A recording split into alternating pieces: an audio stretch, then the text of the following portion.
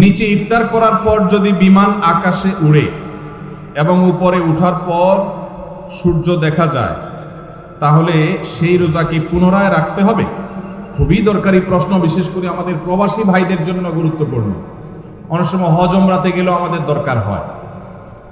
এটা ঠিক যে নিচে যখন আমরা সূর্য ডুবে গেছে দেখি, অনেক সময় অনেক উপরে উঠলে দেখা যায় সূর্য তখনও ডুবে নেই। উপর থেকে সূর্য দেখা যায় যে একটু পরে ডুবছে। এখন কেউ বিমানে বসছে, বিমান ছেড়ে দিবে, রানওয়েতে আছে, এদিকে ইফতারের টাইম হয়ে গেছে, সূর্য ডুবে গেছে, মাগরিবের রক্ত হয়ে গেছে, আজান হয়ে গেছে। তিনি খেজুর পানি খেয়ে বিসমিল্লাহ পড়ে রোজা ভেঙে ফেলেছেন। বিমান রানওয়ে দিয়ে আস্তে করে আপনার ফ্লাই করেছে। এই বিমান উড্ডয়নের পর উপরে যাওয়ার পর দেখা যাচ্ছে আরে সূর্য দেখা যাচ্ছে, নিচে কিন্তু সূর্য ডুবে গেছে। এখন সেই রোজা আবার রাখতে হবে কিনা? খেয়ে তো ফেলছে আগেই। উত্তর হলো এই রোজা আর রাখা লাগবে না, কারণ তিনি রোজা পরিপূর্ণ করে ফেলেছেন। একজন মানুষ রোজা পরিপূর্ণ করার পর যদি কোথাও যান, যে দেখেন যে না সেখানে রোজা চলছে, তাহলে তার আগের রোজা যে বাতিল হয়ে গেছে তা কিন্তু না, সে রোজা তার রাখতে হবে না, আর সে রোজা তার আদায় হয়ে যাবে ইনশাআল্লাহ। কারণ তিনি যখন যেখানে আছেন সেখানকার সূর্য ডুবা দেখে তিনি আমল করবেন। সূর্য ডুবে গেছে, অতএব তিনি ইফতার করে ফেলেছেন, তার রোজা হয়ে যাবে ইনশাআল্লাহ। এরপরে প্রশ্ন হলো, পরীক্ষার খাতায় বা কুইজে ভুল লিখে আসলে পরবর্তীতে দোয়া করে ভুল উত্তর সঠিক করার কোনো উপায় আছে কিনা? লা হাওলা ওয়ালা কুওয়াতা। এটা কি প্রশ্ন না তামাশা? হ্যাঁ, একবার আমার নামও লিখে দিয়েছি শেষে দিয়ে সুন্দর করে। ভাই, এই প্রশ্ন আমার ফাঁকিবাজ ছাত্র ভাইয়ের প্রশ্ন। আপনাদেরকে একটা মার্কা দেই, মার্কা একটা আলামত দেই, ফাঁকিবাজ ছাত্র বোঝার একটা আলামত। হুজুরদের কাছে যেসব ছাত্র প্রশ্ন দিবে, হুজুর কোন আমল করলে পরীক্ষার খাতা একেবারে ফরফরায় লিখতে পারবো, সহজে লিখতে পারবো, একটু কলম পড়া দেন হুজুর, ফু দিলে জানে কলম একেবারে গুলির মতো চলতে থাকে। এগুলো বেশিরভাগই ফাঁকিবাজ ছাত্রদের আলামত। ভালো ছাত্র যারা, তারা পড়ালেখা করে ঠিকঠাক মতো, আবার আল্লাহর কাছে দোয়া করে যায় পরীক্ষা দেয়, শেষ। আর ফাঁকিবাজ যারা, সে তো জানে পড়ালেখা করে নাই, টোটো করে ঘুরে বেড়াইছে, এই জন্য হুজুরের কাছ থেকে কলম পড়া, এটা সেটা দুনিয়ার ডানে বামে বিভিন্ন পথে যায়। এই জন্য পরীক্ষা ভালো হওয়ার আমল কি যদি বলেন, আমি বলবো পরীক্ষা ভালো হওয়ার আমল হলো পড়ালেখা বেশি করে করা, সুন্দর করে করা, ভালো করে করা। এটা হলো পরীক্ষা ভালো হওয়ার আমল। ফাঁকি ঝুঁকি করবেন, আর একটা দোয়া পড়লে সব ফাঁকি ঝুঁকি বাদ হইয়া পরীক্ষার খাতা সব লিখতে পারবেন, আর সব পানির মতো সহজ প্রশ্ন চলে আসবে, এরকম কোনো আমলের কথা আমার জানা নেই। ইসলাম অলসদের জন্য না, ইসলাম পরিশ্রমীদের জন্য। নবীজি আল্লাহর কাছে পানা চাইতেন, আল্লাহুম্মা ইন্নী আউযু বিকা মিনাল আজজি ওয়াল কাসাল। আল্লাহ, আপনার কাছে আমি অলসতা থেকে পানা চাই। আপনি অলস থাকবেন আর বলবেন আমি শুয়ে থাকবো, আল্লাহ আমার মুখে খাবার পাঠায় দেখ, এরকম কোনো আমল আমার জানা নেই। অতএব ভালো করে পড়ালেখা করবেন তো ইনশাআল্লাহ ছাত্র ভাইরা, মনোযোগ দিয়ে পড়াশোনা করবেন এবং আল্লাহর কাছে দোয়া করবেন, আল্লাহ ইনশাআল্লাহ সাকসেস করবেন। আস-সুন্নাহ ফাউন্ডেশন যে এত বড় বড় সেবার কাজ পরিচালনা করে, এত টাকা কোথায় পান?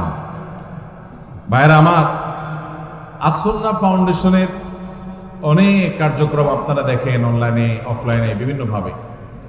মূলত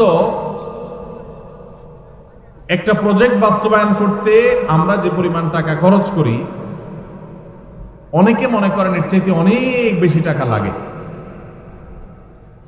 আমাদের দেশে রাষ্ট্রের সম্পদ যদি অপচয় তসরুফ না হতো, তাহলে এই দেশ শুধু রাষ্ট্রের যে সম্পদ খরচ করা হয় ওইটা দিয়েই রাষ্ট্রশূন্য হয়ে যেত, খুব বেশি কিছু লাগতো না।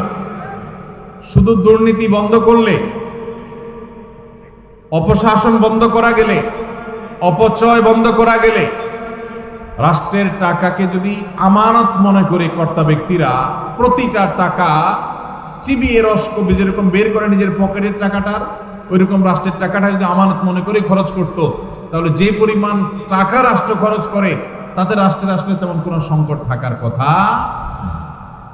আমরা ক্ষুদ্র সেবামূলক কাজ করে আমরা দেখেছি যে একটা প্রজেক্টে 20-50 লাখ টাকা দিয়ে কত যে কাজ করা যায়, কত যে পরিবারকে স্থায়ীভাবে তাদের দারিদ্র্য বিমোচন করা যায়, অথচ শত শত হাজার কোটি টাকা চলে যায় আমাদের ছোটখাটো প্রজেক্টে। তো সেইগুলা যদি আমরা রোধ করতে পারতাম তাহলে আসলে টাকা অনেক বেশি লাগতো না। আসন্না ফাউন্ডেশন যে শত শত কোটি টাকা নিয়ে বসে আছে আর খরচ করে আসলে তা কিন্তু না। মূলত প্রথমত আল্লাহর বরকত, দ্বিতীয়ত হলো আমাদের একটা দীপ্ত শপথ আছে, সেটা হলো নিজের পকেটের টাকা খরচ করতে এত চিন্তা করব না, মানুষের দানের টাকা খরচ করতে যতবার চিন্তা করব। এবং আল্লাহর ফজলে সেজন্য আল্লাহ তাআলা বরকত দেন। এবং সেই সাথে যেই টাকা আসে তার সবই হলো আপামর সাধারণ মানুষের টাকা, একেবারে মাস পিপল, একেবারে সাধারণ মানুষের যে টাকা, সেটা দিয়ে সুন্নাহ ফাউন্ডেশন চলে আলহামদুলিল্লাহ। আপনারা যারা যুবকরা আছেন, এলাকায় সেবামূলক কাজ করতে চান, অনেকে চান কি চান না আপনারা অনেকে হয়তো বলবেন, ভাই আপনার ফাউন্ডেশন থেকে কিছু আমাদেরকে শীতবস্ত্র পাঠিয়ে দেন, কিছু টাকা পয়সা দেন, কিছু আমাদের ত্রাণ দেন, আমরা এলাকায় কাজ করি।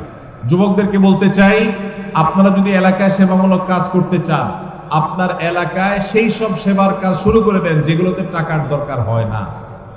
এরকম কাজ আছে না নাই? আপনার এলাকাতে একটা রাস্তা ভাঙা, আপনারা 4-5 যুবক মিলে সেই রাস্তাটা, ভাঙা রাস্তাটা মেরামত করে দেন শারীরিক পরিশ্রম করে। সম্ভব কি সম্ভব না?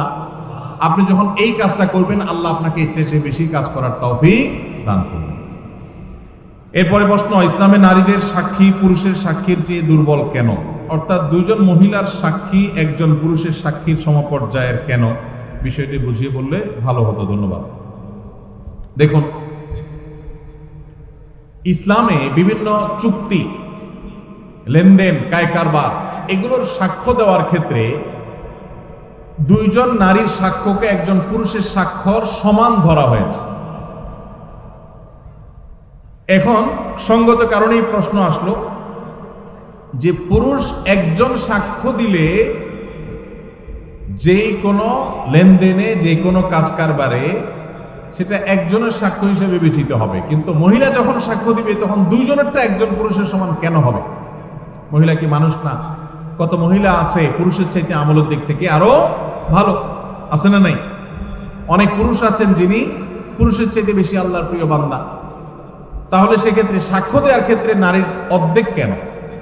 এর উত্তর হলো, ইমাম মুহাম্মদ রহমতুল্লাহ আলাই, ইমাম আজম আবু হানিফা রহমতুল্লাহ আলাইহির একজন ছাত্র, ইসলামের ইতিহাসের একজন বড় ইমাম, ইমাম মুহাম্মদ রহমতুল্লাহ আলাই, তিনি বলেছেন, যেহেতু সচরাচর চুক্তি, কাজ কারবার, বাহিরের লেনদেন, এগুলোতে নারীরা উপস্থিত থাকে না, সচরাচর মেয়েদের উপস্থিতি সেসব জায়গায় থাকে না।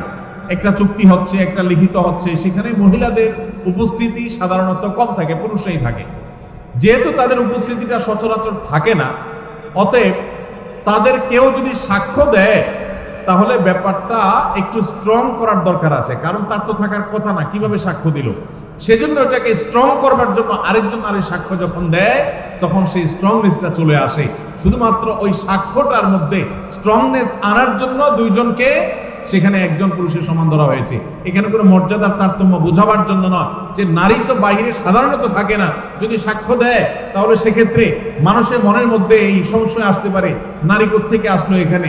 এই সংশয় দূর করবার জন্য আরেকজন নারী যখন সাক্ষ্য দেয় তখন আর সংশয় করবার কোনো সুযোগ থাকে না। তাহলে এখানে মর্যাদার কোনো পার্থক্যের জন্য এটি করা হয়নি, এটা আমি মুহাম্মদ রহমতুল্লাহ বলেছেন। আর অনেক ইমামগণ অনেক ব্যাখ্যা দিয়েছেন। কি কি ধরনের গুনাহে লিপ্ত হলে আল্লাহ ওই ব্যক্তির দিকে মুখ ফিরিয়ে নেন, ওই ব্যক্তির দিক থেকে মুখ ফিরিয়ে নেন? ভাইরা আমার, নবী করিম সাল্লাল্লাহু আলাইহি ওয়াসাল্লাম একটি প্রসিদ্ধ হাদিস আছে, তিনি বলেছেন, সালাসাতুল লা ইয়াকাল্লিমুহুমুল্লাহু ওয়া লা ইউযাক্কিহিম ওয়া লা ইয়ানজুরু ইলাইহিম ওয়া লাহুম আযাবুন আলীম। 3 শ্রেণী মানুষ আছে, তাদের জন্য 4টা শাস্তি হবে। কয়টা শাস্তি হবে? 4টা। কয় শ্রেণী মানুষের জন্য?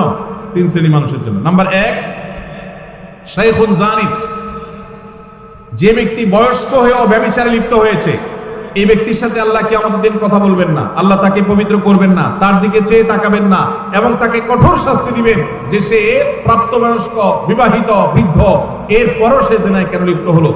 নাম্বার 2, ওয়া মালিকুন কাযযাব, যেই রাজা, যেই শাসক প্রজাদের সাথে মিথ্যা কথা বলে, প্রতারণা করে, ডাহা ডাহা মিথ্যা কথা বলে, এরকম বাদশাহ, এরকম রাজা, এরকম শাসক, তাদেরকে নবী সাল্লাল্লাহু আলাইহি ওয়াসাল্লাম বলেছেন কিয়ামতের দিন আল্লাহ তাদের সাথে কথা বলবেন না, তাদের গুনাহগুলোকে মাফ করবেন না, পবিত্র করবেন না, এবং আল্লাহ তাদের দিকে তাকাবেন না, চেয়ে দেখবেন না, এবং তাদের জন্য কঠোর শাস্তি রয়েছে। আর 3 নম্বর হলো ওয়াইলুল মুস্তাকবির, যেই গরিব পরিবার, মানুষটা গরিব আবার অহংকার করে, তো এই ব্যক্তিকেও আল্লাহ রাব্বুল আলামিন কিয়ামতের ময়দানে এই শাস্তিগুলো দিবেন। এরপরে প্রশ্ন হলো, ধার্মিক পরেজগার আল্লাহ ভীরু অর্থাৎ ভালো ইসলামিক জ্ঞান সম্পন্ন মেয়ে জীবন সঙ্গী হিসেবে পেতে চাইলে কি করা উচিত? ভাইরা আমার, যুবক যারা বিবাহ করেন নাই, দিনদার ভালো পাত্রীকে যদি জীবন সঙ্গী হিসাবে পাইতে চান তাহলে আপনার নিজেকে ভালো হইতে হবে। আপনি লাগাবেন তাল গাছ, আশা করবেন আম, সম্ভব?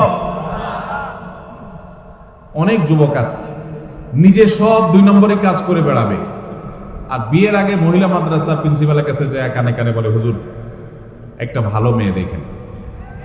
আছে না নেই? তো এটা কোনো ভালো মুসলমানের আলামত না।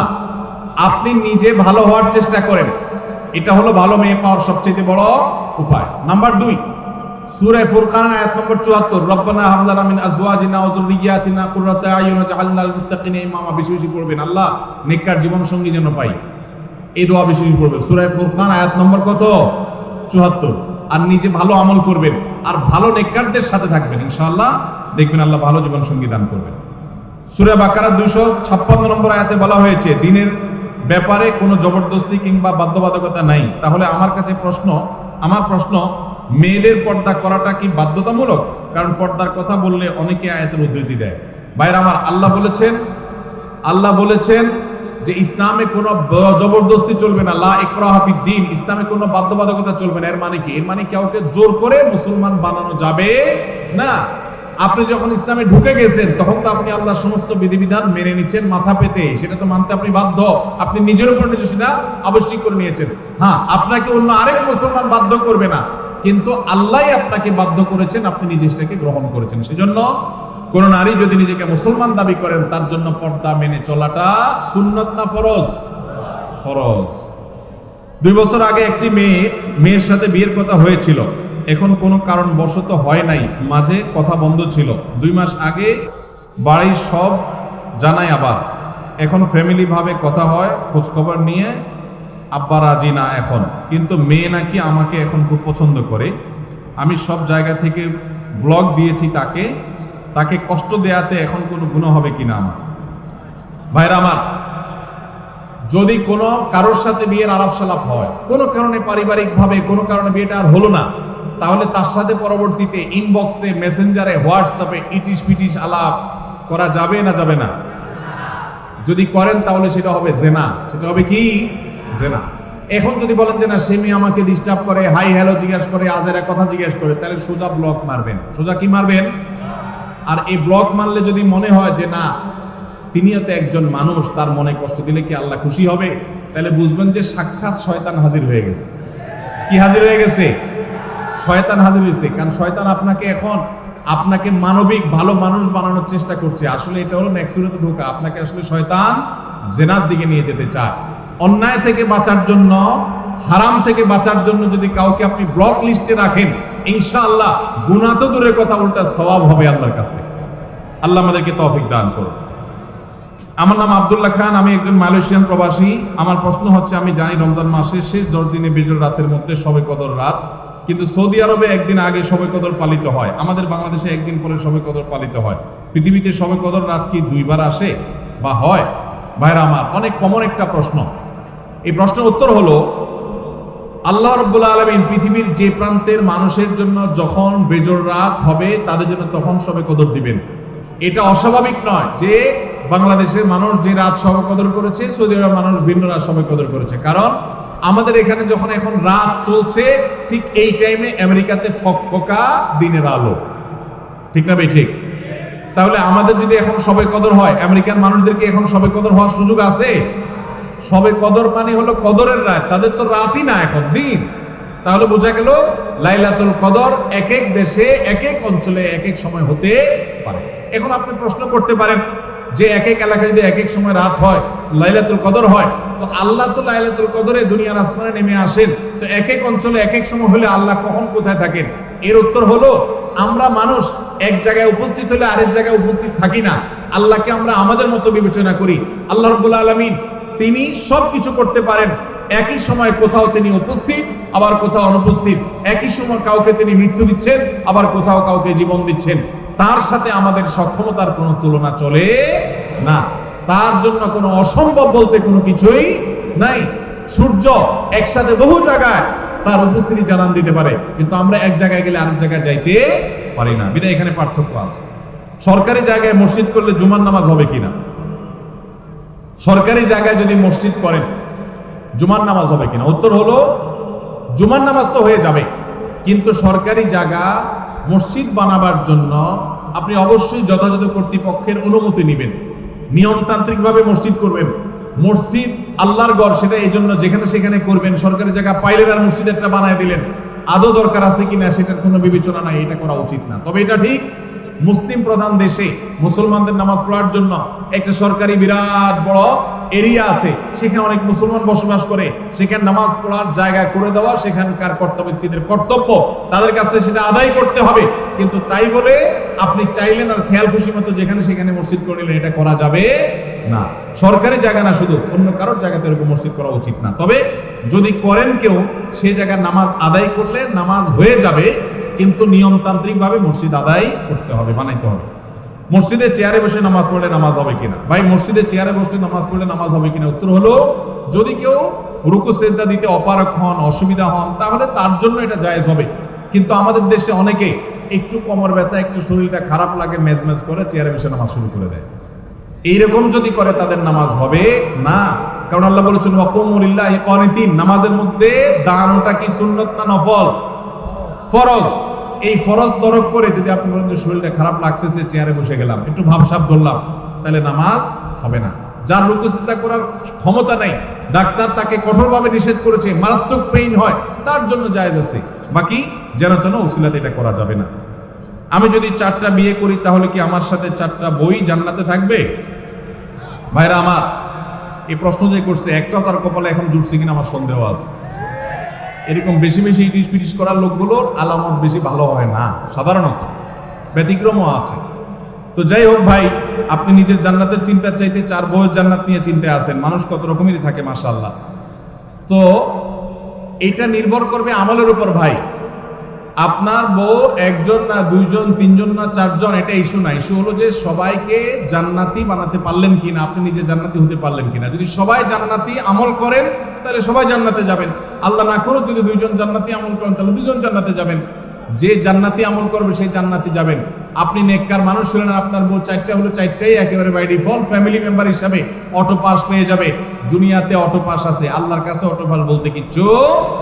যার যার আমল করে তাকে পার হইতে, দুনিয়াতে মামু খালুগিরি চলে, আখিরাতে আল্লাহর কাছে চলবে।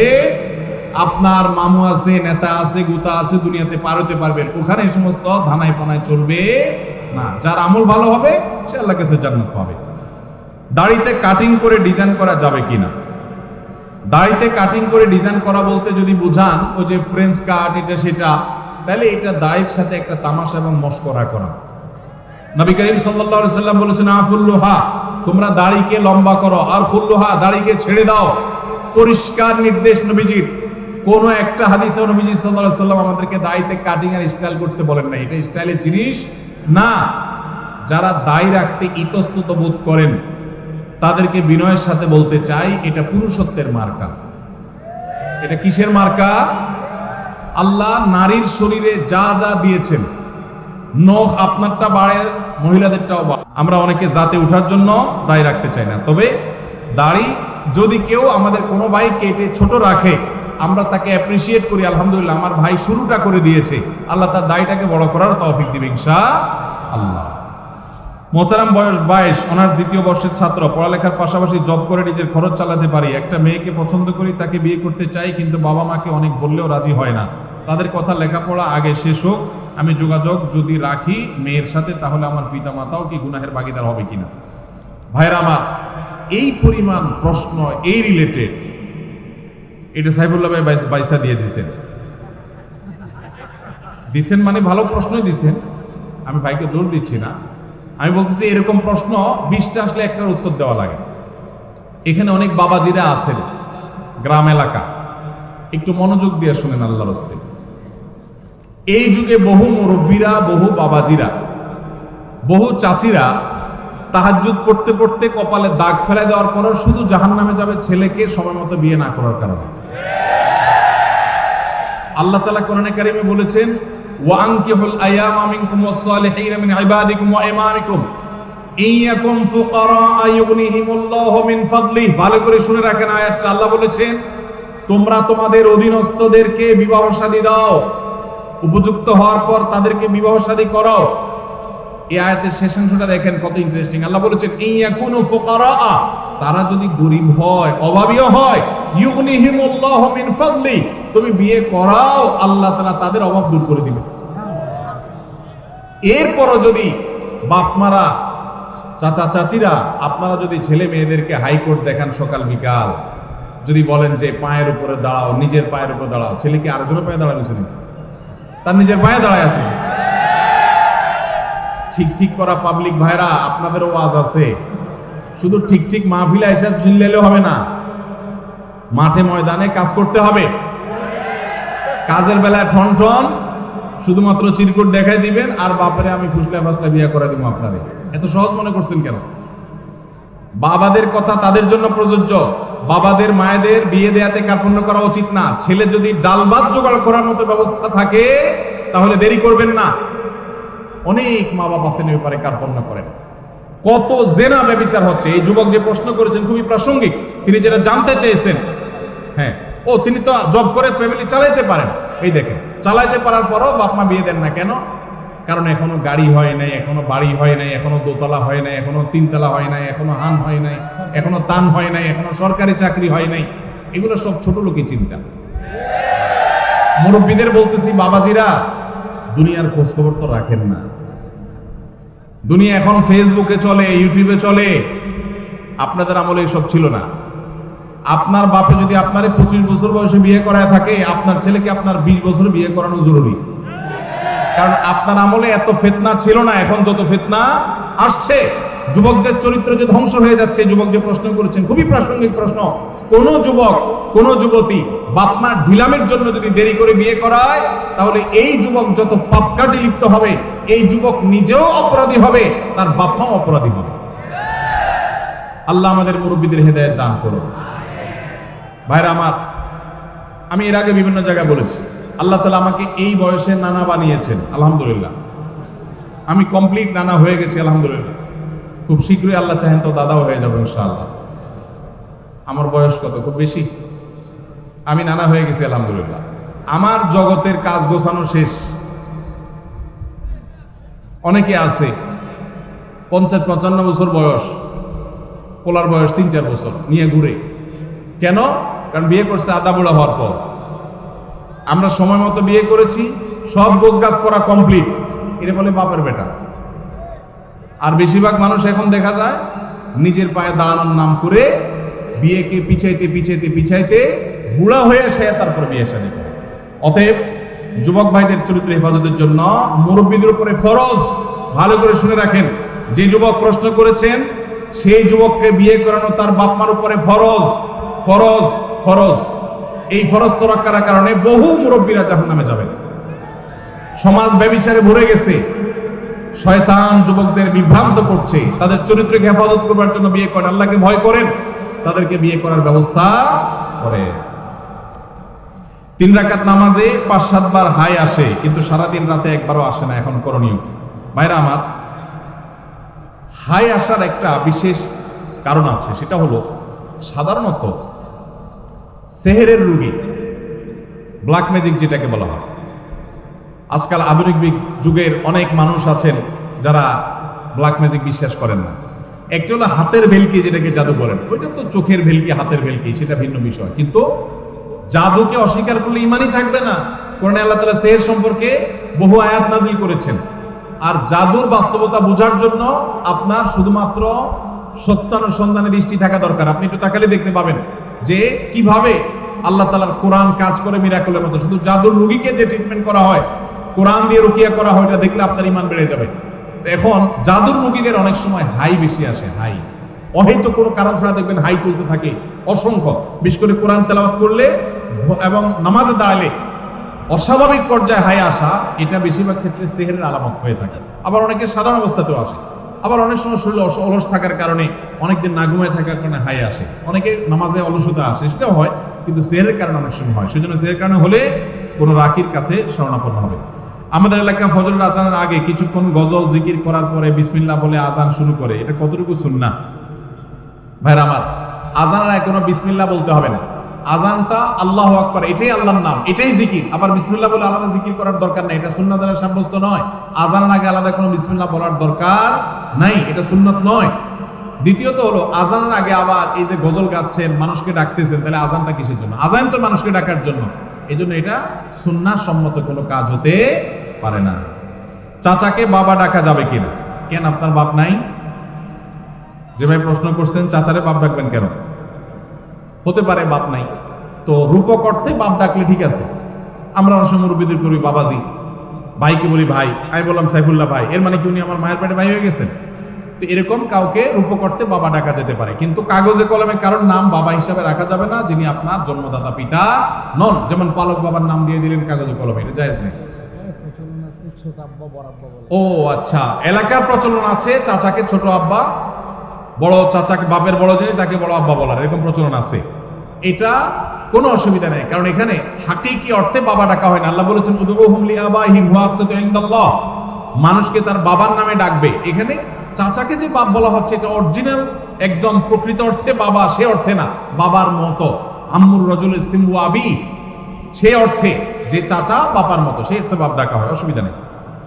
আল্লাহ আপনার সকল খেদমত কবুল করুক। আমি জানতে চাই, কেউ কাউকে পাপের আদেশ দিয়ে যদি বলে এই পাপের দায় আমার, তাহলে যে পালন করবে সে কি পাপ মুক্ত হবে? ফেরেশতাদের মুগুর দুইজনই সমানভাবে খাবে।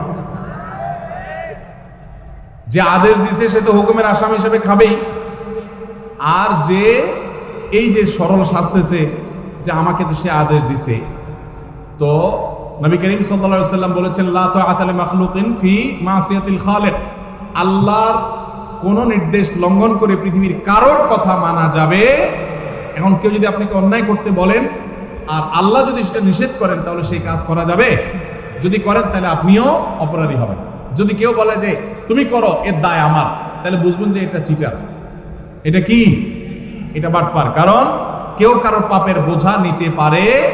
কোরআনের সবচেয়ে রিপিটেড আয়াত কইলু রয়েছে কয়েকটি, এর মধ্যে একটা হলো এটা, ও আল্লাহ তাজরু ওয়াজিরাতুন বিজরা উখরা, কেউ কারোর পাপের বোঝা বহন করতে পারে না, যার যার পাপ তাকেই পাবে, যে নির্দেশের গুনাহগার হবে।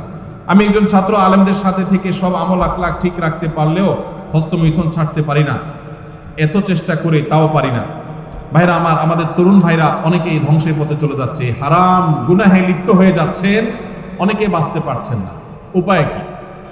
দেখুন, এর জন্য সবচেয়ে কার্যকর উপায় হলো, যদি ডাল ভাত জোগাড় করার ব্যবস্থাটা থাকে, জাস্ট ডাল ভাতের ব্যবস্থা, কোন রকম মোহরের টাকা জোগাড় করতে পেরেছেন, বিলম্ব না করে বিবাহ করে ফেলেন, এটা হলো সবচেয়ে বড় মহৌষধ।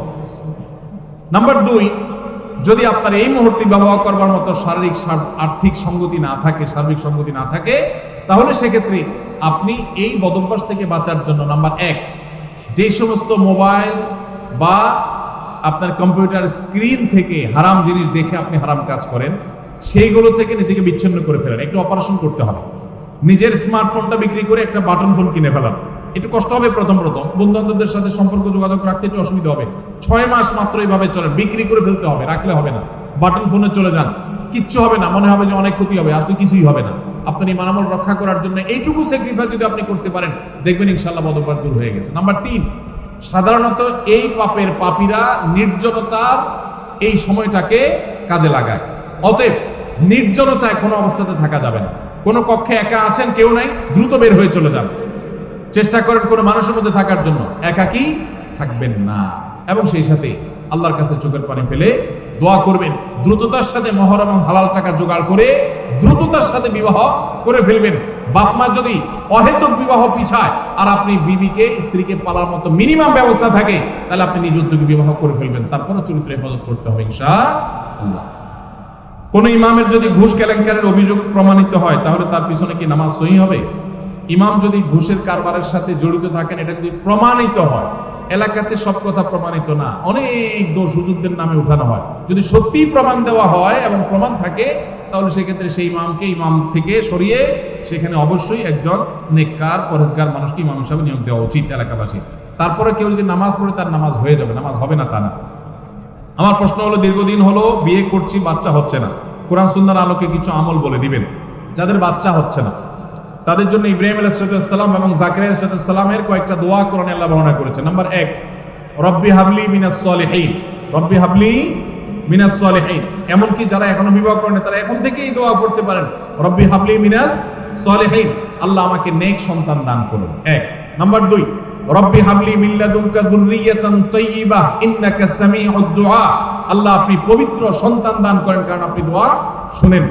নাম্বার 3, রব্বি লা তাজআলনি ফারদা ওয়া আনতা খায়রুল ওয়ারিসিন, রব্বি লা তাযারনি ফারদা ওয়া আনতা খায়রুল ওয়ারিসিন, আল্লাহ আমাকে একা রেখে দিবেন না, আপনি সর্বোত্তম ওয়ারিস। 3টা দোয়া শিখিয়ে দিলাম, এগুলো বেশি বেশি করে পাঠ করবেন। আর একটা জিনিস মাথায় রাখবেন, আল্লাহ যদি সন্তান নাও দেন, আল্লাহর এই ফয়সালা আমরা খুশি না খুশ? আল্লাহ যদি একটা সন্তান দেন আর বিকলাঙ্গ হয়, তার চাইতে না দিলে ভালো না খারাপ? অতএব আল্লাহর ফয়সালাকে মেনে নেওয়ার মানসিকতা থাকতে হবে। ভাইরা আমার, রাত অনেক হয়েছে, আমার মনে হয় রাখি, বাকি প্রশ্নগুলো আমরা নিয়ে যাই ইনশাআল্লাহ বিদিল্লাহ। কালকের কোনো প্রশ্নে বা অন্য কোনো প্রোগ্রামে ইনশাআল্লাহ আমরা প্রশ্ন উত্তর দিয়ে দিই, কারণ আপনাদের ফজর নামাজ পড়তে হবে। আমরা গভীর রাত পর্যন্ত মাহফিল করার বিপক্ষের মানুষ, সুন্নাহ সম্মত না। কারণ আমাদের গভীর রাত মধ্যে মাহফিল করলে কি ফজর নামাজ পড়া সহজ হবে না কঠিন হবে? কঠিন হবে। সেজন্য আমরা এখানে শেষ করছি। আমরা যে সমস্ত কথা শুনলাম, জানলাম, বুঝলাম, আল্লাহ আমাকে আপনাকে আমাদের সবাইকে আমল করার তৌফিক দান করুন। জাযাকুমুল্লাহু খাইরা ওয়া আখিরু দাওয়ানা। দোয়া আপনি করেন ভাই। আমরা মসজিদ থেকে ওঠার দোয়া পড়বো। আল্লাহ রাব্বুল আলামিন এই মাহফিলকে যারা কামিয়াব করেছেন তাদের সবার সমস্ত প্রচেষ্টাগুলোকে কবুল আর মঞ্জুর করুন, আমিন। যারা যেভাবে অর্থ করে দিয়েছেন, শ্রম দিয়েছেন, পরামর্শ দিয়েছেন, ভলান্টিয়ারি সার্ভিস দিয়েছেন, আল্লাহ তাদের সবাইকে কবুল আর মঞ্জুর করুন, আমিন। এবং এই এলাকাকে আল্লাহ তাআলা দ্বীনের মার্কাজ হিসেবে কবুল করুন, আমিন।